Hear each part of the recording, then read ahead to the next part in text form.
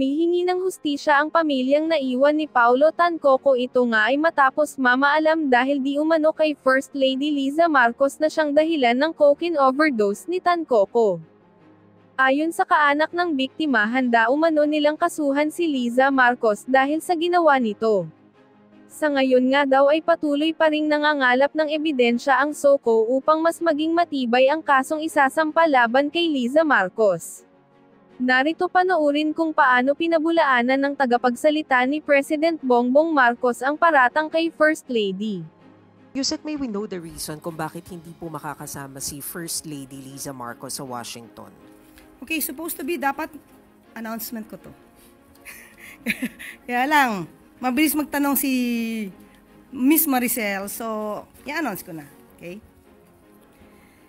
First Lady Maria Luisa Araneta Marcos will travel to Riyadh, Kingdom of Saudi Arabia on the 17th, kahapon, to 20th July 2025 on a working visit to meet overseas Filipino workers. The First Lady's itinerary includes a visit to the OFW and OWA Servicio Caravan, a one-stop government outreach that offers government services to OFWs, including legal aid, financial support, and welfare counseling to OFWs and their families. The First Lady will also visit shelters for distressed Filipino women, workers, and children. The trip, originally proposed and scheduled in the first week of July, will highlight the steadfast commitment of the Marcos administration to the welfare of OFWs and their families. She will be back on July 21st. At kung napansin niyo po, sinabi po, nabanggit din po ni Yusek, DICT Yusek Dave Almirol, na ilo-launch din po ng unang ginang itong one-stop shop po dito po sa Kingdom of Saudi Arabia.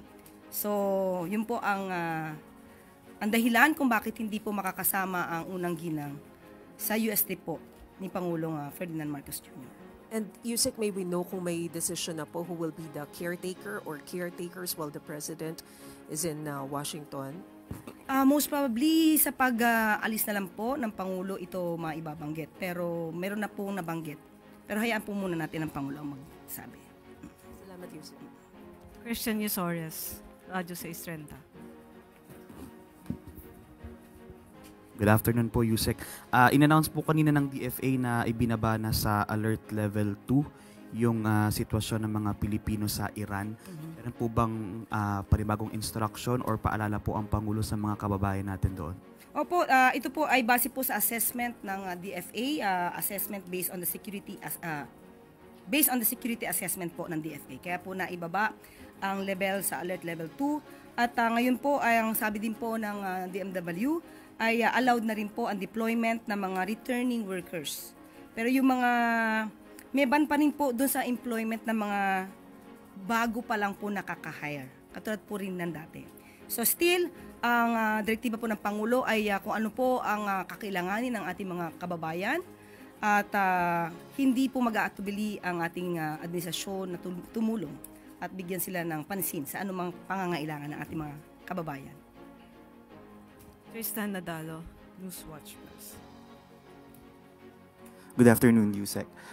Baka po gusto lang mag-comment ng palasyo sa naging pahayag ni Senator Bato de la Rosa kahapon nung napag-usapan nga po yung possible ICC arrest niya dahil po kay nasabi ni E.S. Bersamin. Ang sabi niya po, ewan ko, mahilig sila sa gano'n na kapag may mainit na issue na pinupukol sa Malacanang, pinag-uusapan na naman ang tungkol nangyari kay FL. Ngayon, gagawa sila ng issue about ICC and a senator to divert the issue. Mahilig ang mga tao dyan sa Malacanang gumawa ng panibagong issue kahit old issue to divert people's attention. Okay, yun nga. Sinulat ko po para matandaan ko. Unang-una po, yung possible ICC arrest, hindi po to old issue. Every now and then, may nadidinig po tayo na maaaring mailabas ang warrant of arrest. At hindi rin po issue ang ICC, yung case na pending before the ICC. Pangalawa, ang sinabi po ay mahilig Mahilig po ang mga tao dyan sa Malacanang gumawa ng panibagong issue kahit old issue, i-recycle to divert people's attention. Sa aking pagkakatanda, wala naman po tayong na-erase na mga old issues, maliban lang kung ito ay related sa itinatanong sa atin. Sino po ba yung mahilig mag-raise ng old issues na sa ating pagkakatanda ay nagkaroon pa po ng hearing patungkol sa isang pre-operation ng PIDEA na ang taon pa ay 2012. Parang wala naman po akong natatandaan na meron tayong nire-raise na ganung mga klaseng issue. At sinasabi po ay diversionary tactic. Okay, unang-una po, ang issue po patungkol sa peke na police report or altered na police report ay hindi naman po ang Malacanang ang nag-raise niyan, nag-issue niyan. Na kailangan lamang po nating sumagot para maipakita sa taong bayan na may mga fake news peddlers, mga obstructionists, mga propagandists na gumagawa ng kwento na kinakailangan pa mameke ng papel para lang sirain ang unang ginang, ang Pangulo at ang administrasyon. Sa makatuwid, kung ito po ay sinabi na po ng Beverly Hills Police Department na altered yung ipinakita at na-post ni Mr. Tiglao na police report, siya po ba ay sumasakay din sa issue ng fake police report? Tandaan po natin, ang content na ito sa nasabing fake police report ay una po natin nadinig, kundi po tayo nagkakamali ay sa Vice Presidente. Kaya po natin nasabi noon na siya pala ang source ng fake news. At ngayon napatunayan po natin na altered yung police report na ito. Kailangan pa kayang sumakay ni Senator Bato de la Rosa? Siya po ay napaso na noon sa fake video na AI generated pala. So bilang senador, sana po ay maging mapanuri din po siya sa mga issues dahil never gagamitin, hindi gagamitin ng Malacanang ang issue na peke na dokumento.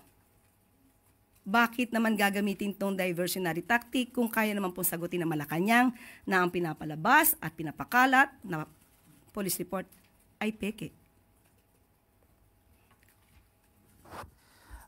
Sa ibang topic lang po, yung China's Ministry of Education, naglabas po sila ng advisory to students abroad or especially those na nag-aaral sa Philippines, warning that the security situation in the Philippines has been unstable recently with a surge in crimes targeting Chinese nationals. So ano po kaya ang reaction natin sa statement na to ng China na may problem sa security situation? Opo.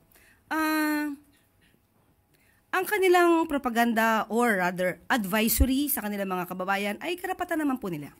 Obligasyon din naman po nilang pangalagaan ang kanilang mga kababayan.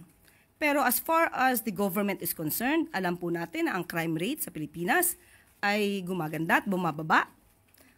Ito po ay dahil sa yan po ang direktiba ng Pangulo at sa pamumuno na rin po ni General Nick Torre. Makikita po natin kung paano ba kabilis na tumugon sa mga pangangailangan ng mga kababayan natin, lalo na po na may concern tungkol sa mga krimen. At malalaman din po natin na nabawasan na po or nawala ang mga EJK na bunsod ng war on drugs. Masasabi rin po natin na yung mga krimen na nagawa dahil sa Pogo ay nawala o nabawasan. At marami na rin pong Chinese na na-deport na mga Chinese na sinasabing gumagawa ng krimen sa Pilipinas. At kamakailan lamang po ay naging maganda po ang ranking natin dito sa 2025 Global Peace Index. Kaya po yung safety and security sa Pilipinas ay masasabi naman na po natin gumaganda as far as we are concerned. So kung sa pananaw po ng China ay ganon, hindi naman po natin ito hahadlangan dahil karapatan po nila yan. But does the Philippine government promises na yung mga Chinese nationals who are apprehensive na po because of the advisory, they will be protected by the government? Kahit sino po, kahit hindi po Chinese, kahit sino pong tao, Pilipino, kahit anong nationality po yan, lahat po yan ay bibigyan ng proteksyon. Ed Cabagani, Daily Tribune. Hi, ma'am. Senator Kiko Pangilinan has filed a bill seeking to prohibit political dynasties in the country. What is the take of Palas on this proposal, given that Marcoses is considered one of the acknowledged political dynasty in the Philippines? And so the Dutertes on the opposition, nakikita po ba natin yung openness ng Pangulo to support the legislation of this proposed measure? I-define muna po nila talaga kung ano ba yung political dynasty, dahil hindi naman po makakapagsang-ayon, hindi naman po umayaw ang Pangulo kung hindi pa po nababalangkas ng buo itong bill na to. At kailangan natin malaman kung ano mga provisions dito. Pia Gutierrez, ABS-CBN. Hi, ma'am. Ma'am, there's a fierce debate online regarding the proposed measure by Senator Lacson. And the measure aims to penalize children who refuse to take care of their elderly parents. Others are saying that it's unfair that the state will pass on the responsibility of caring for the elderly to their children just because the state has been unable to provide for the needs of the aging population. So may we know the position of the palace on this? Unang-una, alamin natin yung provision dito. Bakit? Meron na po kasing provision sa Family Code, Article 194, kung saan isinasaad na yung magulang at mga anak, they should mutually support each other. Provided na po yan. Ang kaibahan na lamang po siguro dito ay maaaring gawing itong isang krimen dahil ipipinalize. Okay, so in other words, even before, kahit wala pa po sinasabi si Senator Lacson, ito na po ay provided na sa Family Code. Obligado po, oblige po ang anak, oblige ang magulang na magsuportahan. No? We have to support each other. Now, at ang nakasabi po at sinasabi sa Family Code, na dapat suportahan ng anak yung mga magulang na in need. Hindi naman po kailangang suportahan yung hindi nangangailangan na magulang. Okay? Now, pag ginawang krimen, so ulitin natin, kailangan natin makita yung provision. Dahil baka naman may kakayanan talaga ang anak na sumuporta. At in need ang magulang, tingnan po natin kung dapat nga gawin tong krimen. Dahil hindi naman po magiging krimen kung yung mga anak din naman ay in need. So, depende po yan sa sitwasyon. So, depende po yan sa magiging nilalaman ng bill na yan para malaman natin kung mayroon bang basihan para gawing krimen ang isang anak na may kakayanan na sumuporta sa anak pero inabandona ang magulang. Kasi ang magulang na umabandona sa anak, alam natin may krimen yan. So, it may be considered na kapag yung magulang na hindi na kayang buhayin ang sarili, pero yung anak ay nandiyan at may kakayanan namang sumuporta, pero inabandona ang kanyang magulang, pwede naman talagang gawing krimen to. Pero still, sabi nga natin, alamin muna natin ang lahat ng provision. Pero ano po ang masasabi niyo doon sa ongoing criticisms ng publiko sa gobyerno patungkol sa umano'y failure ng gobyerno to provide for the needs or bigyan ng mga benepisyo ang mga elderly for them to be able to fend for themselves kapag matanda na, yung mga magulang kapag matanda na sila at hindi na kailangan umasa sa suporta ng kanilang mga anak? Sa ating pagkakaalam, sa ngayon po ay marami din programa para sa mga senior citizens. Nandiyan po yung tinatawag sila na parte ng vulnerable sectors na talagang binibigyan ng prioridad na tulungan. Nandiyan na rin po yung sinasabi nating 50% discount sa MRT, LRT. So marami na pong programa sa panahon po ngayon ni Pangulong Marcos Jr. na masasabi nating makakabuti po sa mga elderly. So, hindi po rin naman titigil ang Pangulo na tulungan, mas dadagan pa ang mga ayuda para sa mga elderlies natin. So, wag muna po siguro maging negatibo dahil at tingnan muna nila kung ano na ba ang nagawa ng administrasyon na ito para sa mga elders. Ivy Reyes, Bilyonaryo.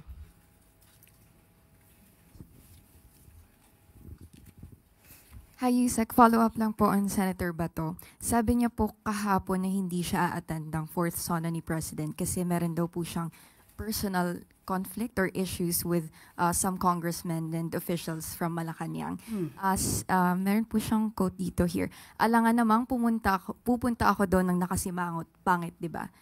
May we have the palace's reaction. Okay lang naman po, karapatan naman po niya yan kung hindi po siya pumunta. Pero mas maganda po sana madinig niya po kung ano ang naging trabaho at magiging programa ng Pangulo sa SONA para po hindi siya maligaw.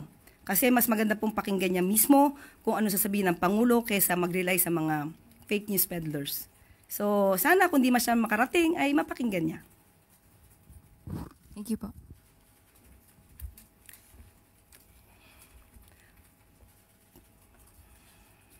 Para laban sa fake news, kontra fake news, nais lamang po nating liwanagin ang kumakalat na fake news ukol sa umunoy 20% tax na ipapataw sa ating savings. Ano nga ba ang totoo? Bakit nga ba sinabi nating fake news ito na hindi dapat ikaalarma ng taong bayan? Ang papatawan ng buwis ay hindi savings, kundi ang interes na kinikita sa ating savings. Hindi po kailanman mababawasan ang ating savings dahil lamang sa sinasabing pagbubuwis. Halimbawa po, mayroon kang 100,000 na pesos in savings at 1% interest rate ang kikitain nito. Mayroon kang kikitain na 83.33 pesos interest per month o ang kinita ng savings mo. Yan po ang halaga.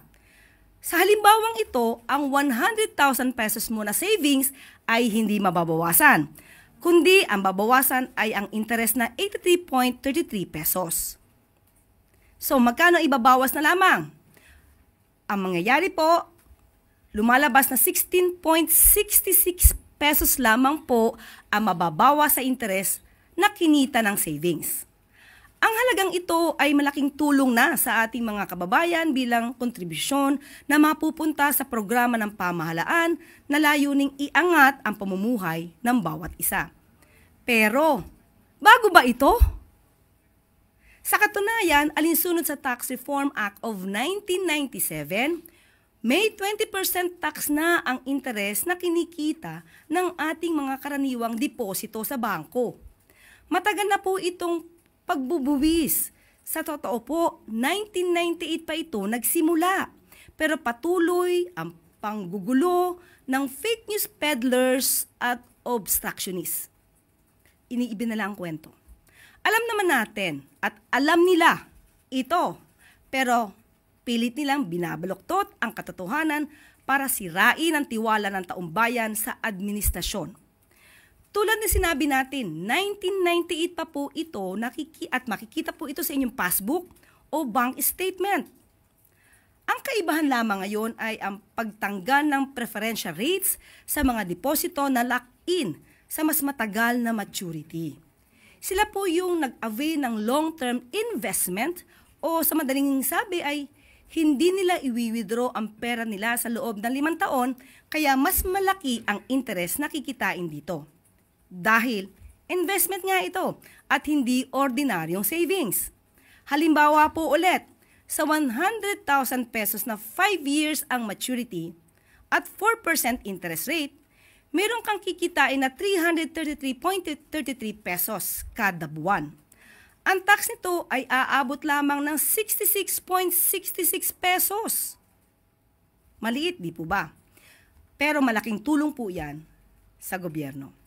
Prospective po ang batas. Ibig sabihin, lahat ng nakikinabang na sa preferential rates bago pa maipasa ang batas na ito ay nananatiling exempt o hindi papatawa ng mataas na buwis. Kaya huwag magtiwala sa fake news peddlers. Uulitin natin, huwag po kayo maalarma dahil hindi po bubuwisan ang kabuuan ng inyong savings. Good afternoon po. News of the late Paulo Tantoco's death revealed cocaine overdose and remains an open investigation. Since he's part of the First Lady's entourage, may we know if the First Lady will comment on this? And from the Malacanang po, the presidential sister released a statement. Senator Amy is calling for a comprehensive report from the palace to dispel further speculation. Nakakalungkot dahil yung mga pribadong tao na nagluluksa ay nadadamay sa pamumulitika. Ginagamit ng ibang mga obstructionists para masira ang First Lady, ang Pangulo at ang administrasyon na ito. Nakakahiya ang kanilang mga ginagawa.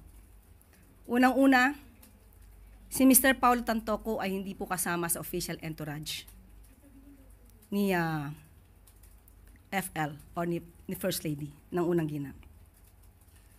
Nakakahiya dahil gumawa sila ng peking police report. Naturingan journalist, mga dating spokespersons, hindi marunong mag-imbestiga ng sarili. Hindi sila nagiging journalist, kundi nagiging propagandista ng kanilang mga sinusulong na interes. Ang sinasabing police report na naipost sa Facebook ay isang malaking kasinungalingan. Kahit kayo po mismo ay maaaring mag-imbestiga sa nasabing lugar, sa Beverly Hills Police Department, para malaman nyo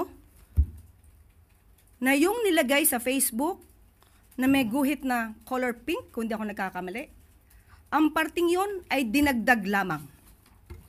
Nag-start ang mga salitang, and I quote, "and the cause of initially suspected to be drug overdose," up to the word Miro, yan po ay dinagdag lamang. Ito ay mga gawain upang masira ang unang ginang, ang Pangulo, at ang administrasyon na ito para sa pampersonal na interes. Tandaan po natin, ang unang ginang po, nung siya ay nasa Los Angeles, ay meron po siyang security service na provide ng US. At meron din po siyang kasamang PSG. Hindi rin po siya nag-stay sa nasabing hotel ni Mr. Tantoco. Iba po ang kanyang hotel. At meron po siya mga activities, March 8. Kung pwede po nating maipakita sa monitor. March 8, makikita niyo po sa screen na mayroong konsyerto para sa Filipino. Makikita niyo sa larawan din, Secretary Cristina Frasco. March 8 yan ginanap, hapon hanggang gabi. Papaanong masasabi ng mga obstructionist na to, ng mga fake news peddlers na to, ang patungkol sa nakita nila mga tao doon sa vicinity? Kaya po yan ay dinagdag lamang. Nandito naman po yan sa Facebook ng unang ginang. Pero kahit ito po ay nasa Facebook at ito po ay naire-report naman, pilit nilang binabago ang kwento at nakakalungkot dahil kapwa Pilipino ang kanilang niloloko para sa kanilang personal na interes. So muli, sa mga journalist na nagpapanggap na kayo journalist, pero lumalabas na kayo propagandista, maawa po kayo sa bansa. Maawa po kayo sa taong bayan. Huwag niyo pong lokohin ang mga Pilipino. Sunod na tanong, Tina Maralit, Manila Times. Good afternoon, Yusek.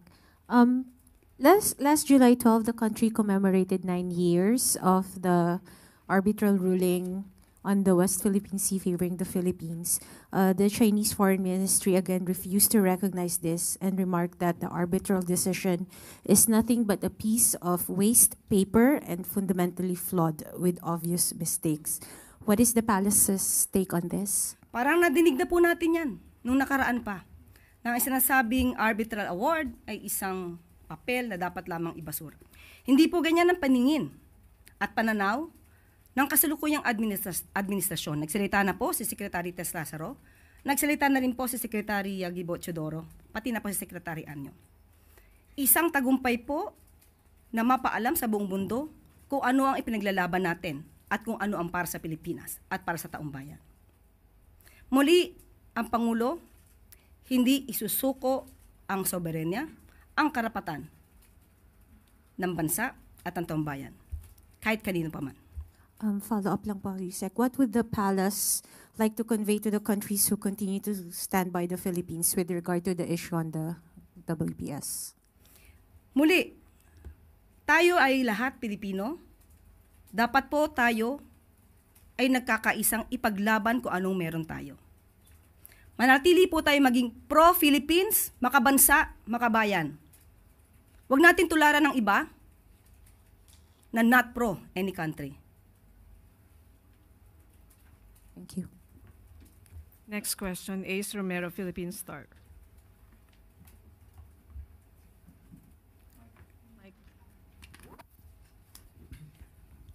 Yusek, a year after the ghost employee scandal at the Bangko Sentral, no, the two former monetary board members, Aquino and Tolentino, have not faced any charges. No, the BSP said no legal action was taken against them as the matter now lies with the Office of the President.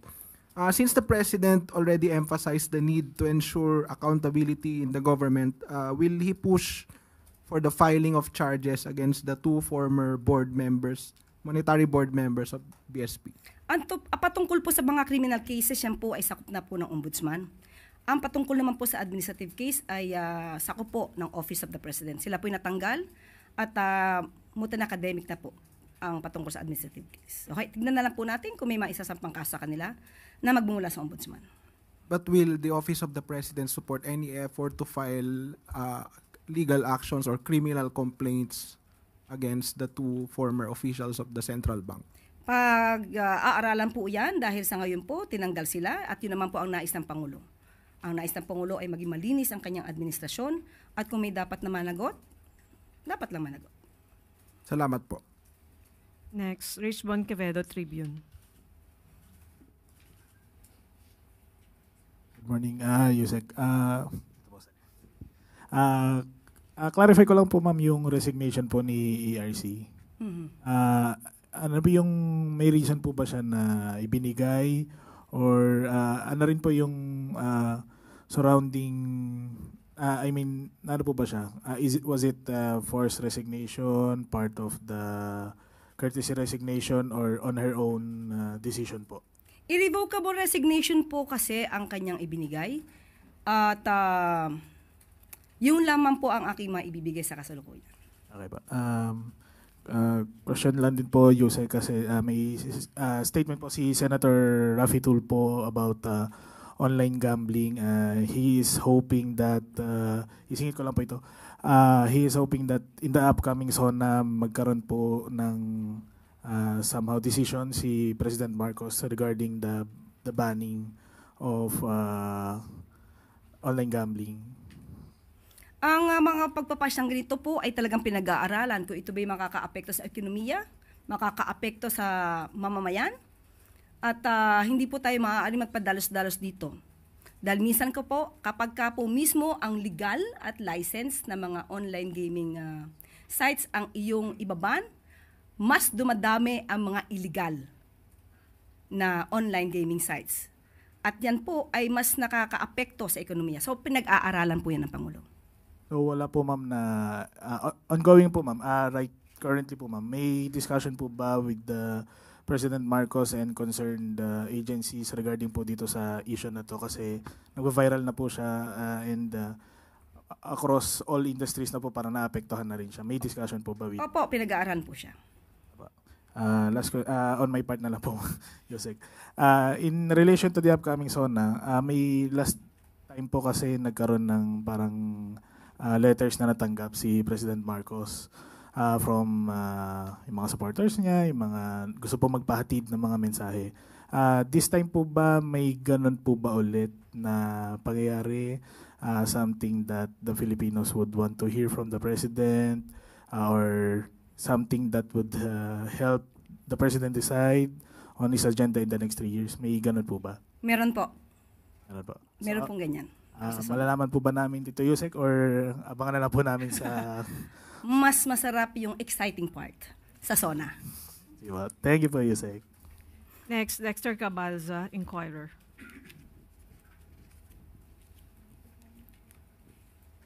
Good afternoon po, Yusek. About po dun sa Maltese passport po ni Secretary Gibo Teodoro, kahapon po nag-clarify na yung DND na Secretary Teodoro already renounced his citizenship, Maltese citizenship, back in 2021. And they said na the motive of this rumor is clear and known to Sec Teodoro. The timing of the article adds to this motive. Can the palace comment on this, and what do you think? What does the palace think na motive for this rumor? Ang makakasagot po ng motibo na yan ay tanging sa Secretary Gibo Teodoro. Ang masasabi lamang po natin ngayon, the President gives the confidence to Secretary Gibo. Secretary Gibo still enjoys the trust and confidence of the President. But ano po ba, alam po ba to ni President Marcos Opo. beforehand? Alam po, kasi nasa records naman po yan. Even the COMELEC, pati po yung Commission on Appointments, alam po nila to. Next po, Marisol Halili, TV5. Yusek, magandang hapon. Just to follow up on Tantoco case, I would like to reiterate that Senator Amy Marcos issued a statement urging Malacanang to release a comprehensive report about what happened, the whereabouts of the First Lady. Do you see a need for this? Are you going to heed to this call? Nagsalita na po ako ngayon.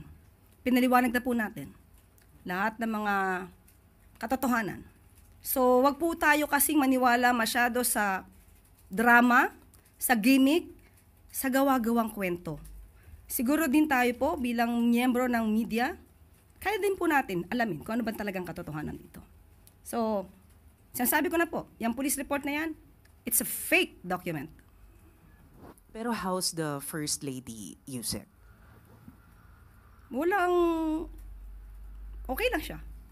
Alam niya kasi po yung katotohanan. Sa totoo lamang po ayaw niya sana ito nang lumaki pa dahil ang administrasyon na ito ay para ipakita ano bang ginagawa ng Pangulo, anong trabaho ng Pangulo, at paano ba kami magtrabaho para sa taong bayan. Pero pilit na ginigiba, pati ang unang ginang, para maapektuhan ng Pangulo at ang kasalukuyang administrasyon. Pero wala pong ikinababahala ang unang gilang dahil alam po niya ang katotohanan at makikita mismo ang mga records na yan. So ang dapat mabahala dito, yung mga naninira sa kanila dahil hindi nila magigiba sa gamit na to, ng mga fake news na to, ang administrasyon na ito. Chris Jose Remate. Good afternoon, ma'am. Ma'am, tumaas po yung trust rating ng Pangulo noong May 38%, ngayon June 48%. Ano po yung nakikita nating factors na nakatulong para po tumaas yung trust rating ng Pangulo despite po ng political noise at pamumulitika laban sa kanya at sa administration po? Oo nga, no? Kahit na sobrang panggigiba sa kanya ng mga obstructionist na ito na walang magawa kundi manira na manira at hindi makita magagandang trabaho ng Pangulo. Sa ating palagay, yung mga taong, mga respondents dito, na siyang naging parte ng survey na ito ay nakita nila kung ano ba ang ginagawa ng Pangulo at ng administrasyon.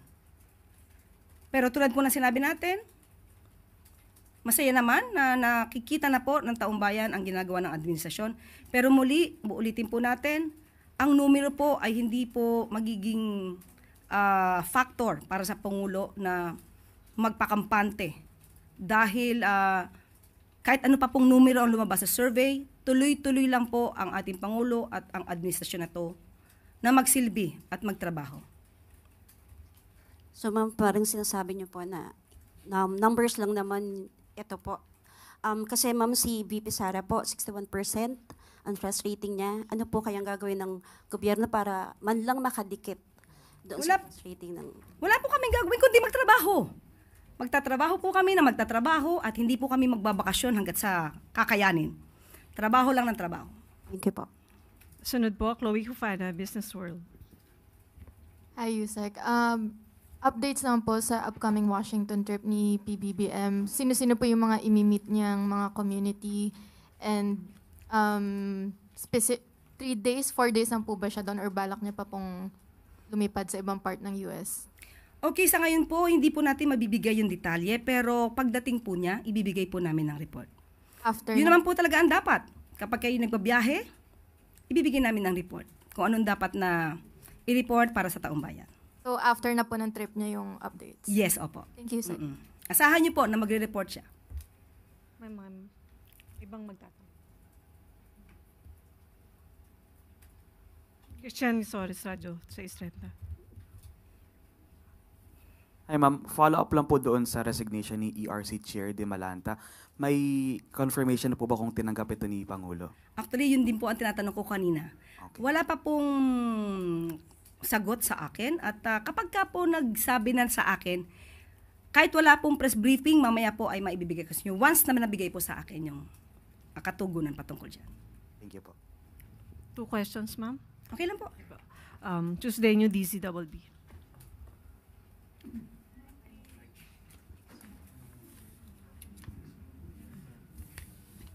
Hello, ma'am.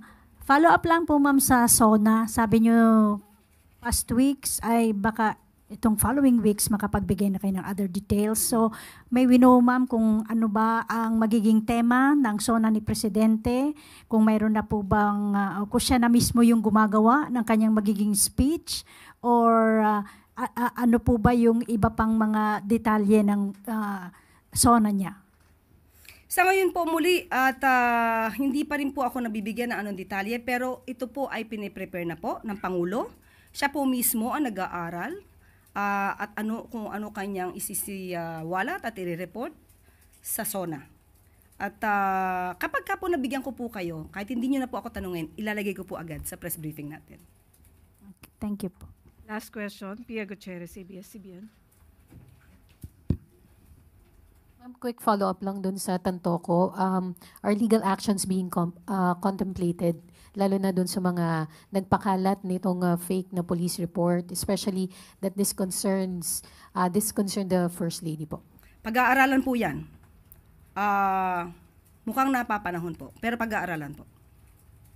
Hindi po dapat manatiling ganito na dahil isang journalist o isang parte ng media nagsasabi ng kasinungalingan, at maaaring paniwalaan ng mga kapwa natin Pilipino. So nakakalungkot po yun. At medyo nakakahiya. Okay. Para sa soberanya ng Pilipinas sa West Philippine Sea, sang-ayon sa paninindigan ni Pangulong Ferdinand R. Marcos Jr., patuloy na ipinaglalaban ng pamahalaan ang soberanya ng Pilipinas sa West Philippine Sea sa pamamagitan ng diplomacy, capability, building international partnerships, at mapayapang pamamaraan. Patuloy din sa nahinihikayat ng Marcos administration ang taumbayan na suportahan ang gobyerno upang igiit ang 2016 South China Sea Arbitral Award bilang pundasyon ng national sovereignty. Sa Pulse Asia Survey na ginawa noong June 26 hanggang June 30, 73% ng mga Pinoy ang gustong ipagpatuloy ng pamahalaan ang sovereign rights ng Pilipinas sa West Philippine Sea. Kasalukuyang ginugunita ng bansa ang 9th anniversary ng Arbitral Award, patunay na nagpapatuloy na commitment ng Pilipinas sa rule of law at sa UN Convention on the Law of the Sea or UNCLOS. Ang nasabing award ay nagpawalang bisa sa historic rights at 9-dash line ng claims ng China. Isang kumpirmasyon sa sovereign rights ng Pilipinas sa loob ng exclusive economic zones sa bansa. Nilinaw din dito ang maritime status ng ilang mga features sa South China Sea at nakukundina sa panggugulo sa mga Filipino vessels at environmental destruction na dulot ng pagbuo ng mga artificial island. Naninindigan ang Marcos administration na nanatiling legally binding at nagsisilbing cornerstone ng international maritime law ang arbitral ruling na siya ring nagsilbing gabay sa national policy, kabilang na ang Philippine Maritime Zones Act at nagpapalakas sa legal at operational posture ng bansa.